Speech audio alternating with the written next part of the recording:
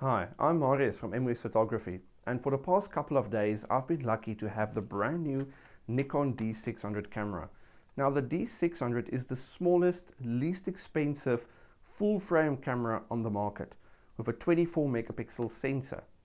Now if you already own a D7000 and you are thinking of upgrading to a D600, or if you already have a D800 and you just want a second body, the D600 fits in perfectly.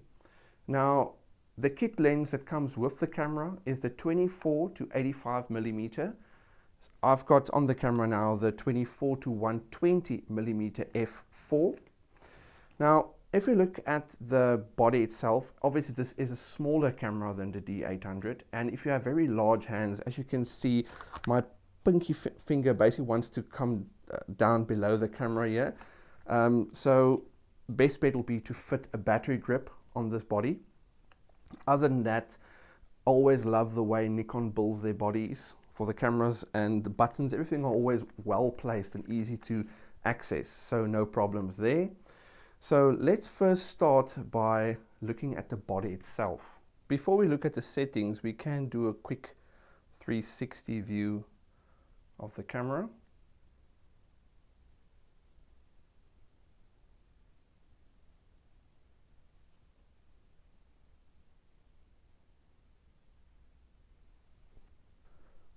The D600 comes with a screen protector, but I've taken that off. Now, if we first look at the screen, you'll notice when I press the menu button that it has a 3.2-inch high-resolution screen, and it's very nice and bright. So even if you tilt the camera on its sides like this, you can still see it well from a different angle, and that's very important, so that's pretty cool.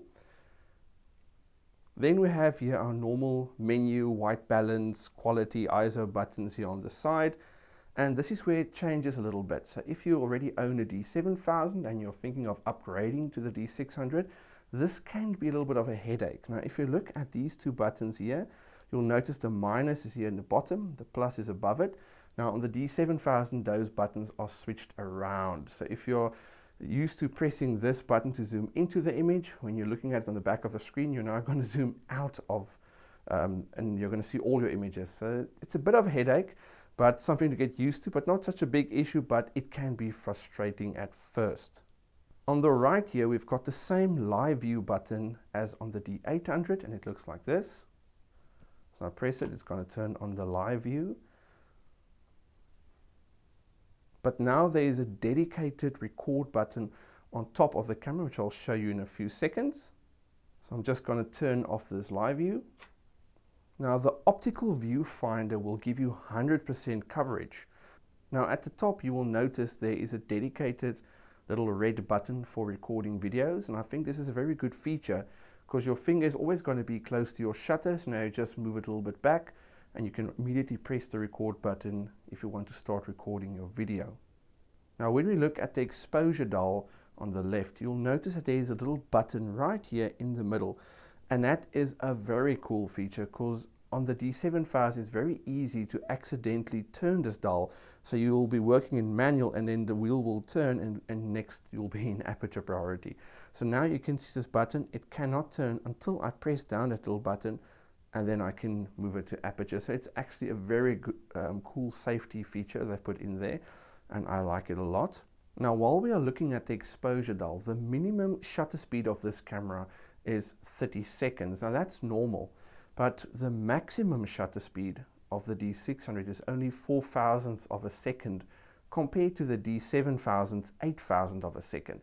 Now I don't find that a problem at all, because you need to ask yourself how many times have you really shot past 4,000ths of a second. So I don't see any issues with this. It's just something that I noticed when I compared the two cameras. Also at the top of the camera, we've got our pop-up flash, so I can just press this button and it opens up the pop-up flash. Now, usually with your larger cameras, you don't have a pop-up flash, and really we don't want that pop-up flash there because it just looks horrible.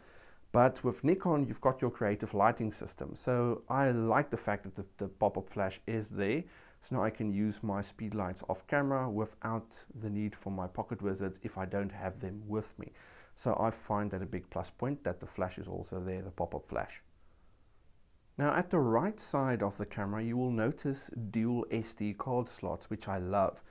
Now if you use good quality high-speed SD cards, then you won't have a problem that the cards will be too slow. So the fact that there's no CF card slot, no compact flash card slot on the camera is no biggie for me. I find this just perfect the way they've put it there. When we look at the left side of the camera, you will see the mic port, which allows you to plug in an external mic, which is crucial, but it also has a headphone port so you can monitor the sound levels. This camera is definitely much better suited for video as well. Then it has a USB and an HDMI port. Now a very nice feature of the D600 is that it can also stream uncompressed video footage out over the HDMI port. And then finally we have the GPS port just below that. And then one last thing is that the D600 uses the same battery as the D7000, which can be a big plus for people who want to upgrade from the D7000. Some more technical stuff on the D600 is that it has a 39-point autofocus system, 9 of which are cross-type, and then you can continuously shoot at 5.5 frames a second compared to the D800, only shooting 4 frames per second, but then you also have to look at the difference between a 24 and a 36 megapixel sensor. That makes a huge difference. And then a very nice feature of this camera for people now upgrading from the D7000 that want to go from DX to the FX system is that you don't have to fork out a ton of cash now on new FX only lenses. You can still use your DX lenses and then you can gradually upgrade. So you first buy your D600 body and then as the cash comes in you can buy your new lenses. But the only problem is you can still use the DX lenses, but you can't shoot at 24 megapixel. You're shooting at a much lower megapixel, but at least the option is still there for you to use it. So I think that's super. Now low light photography, that's very important for me. So ISO. This camera has an awesome ISO range, the same as with all the latest cameras from Nikon. You can shoot up to ISO of 6400 or you can boost it all the way to 25,600, but that just looks awful, so I won't even go there. But I tested out the ISO on the camera last night over a cold one and a pizza. So I'm going to show you the result, and the first image was shot at an ISO of 3200. And then I took the same shot at ISO 6400, and then here is ISO 25,600, which doesn't look so good, and here is all three of them next to each other. Now this result is by shooting in JPEG with a noise reduction at normal, and then I'm showing you the image at 100%. For the video fans out there, this camera has been upgraded very nicely, allowing you to shoot full HD 1080 at 24, 25 and 30 frames a second, but you can also shoot up to 60 frames a second when shooting at 720. For the HDR lovers out there, this camera has also been very nicely upgraded.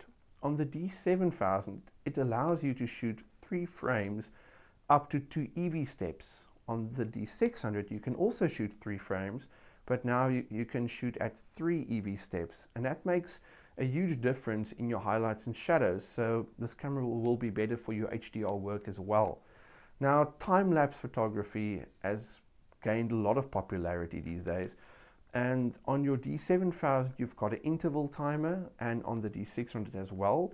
So you can turn the interval timer on and you can shoot a ton of images, and then with post-processing you put everything together and you create a video file. But now with the D600 they've put an awesome feature in here, and you can now go to the time-lapse photography function on the camera, and then you select how many seconds you want the camera, or not how many seconds, how many seconds interval between each image. So you can say take a frame every, say, 3 seconds or 4 seconds, and then you tell the camera for how long, maybe 20 minutes, 30 minutes, an hour, 2 hours.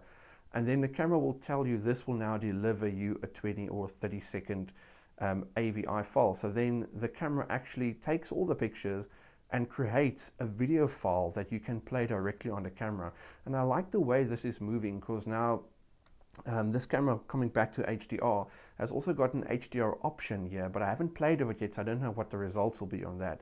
But I like the way that they are putting more and more stuff on the camera that you can do without having to post-process. So if you're on holiday or not near a PC, you can do a lot of stuff on the camera. For instance, now with the time lapse, where you can create a time lapse and you can watch it right there. You don't have to go home and post-process. So being on holiday, you can do so much more on the camera, your HDRs, your time lapse, and so much you can do on the camera. I like the way where things are going in that regard.